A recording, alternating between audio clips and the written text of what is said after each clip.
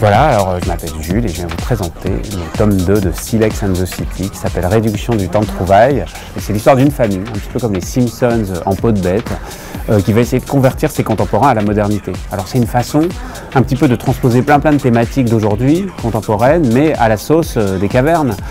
Et c'est pour ça que cette parodie de titre, Silex and the City, ça raconte aussi une façon de recycler la culture de masse, justement les grands feuilletons américains, mais aussi plein de choses politiques, sociales, qui arrivent à toutes ces personnes de l'époque. Alors en fait, donc au départ, les deux parents de la famille Dotcom, qui est cette famille préhistorique, sont profs. Ils travaillent pour le Mammouth, dans l'éducation nationale. Alors elle est prof de préhistoire géo. Lui, il est prof de chasse en ZEP, sont les zones d'évolution prioritaires. Et dans ce tome 2, il décide de passer dans le privé et de se faire embaucher par cette boîte de communication des Gères d'avenir.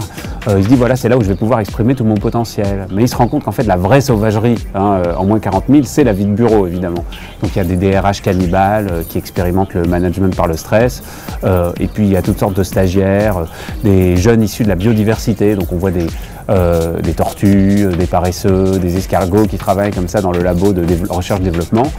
Voilà, il découvre un monde qu'il ne connaît pas du tout et c'est quelque chose de très traumatisant pour lui.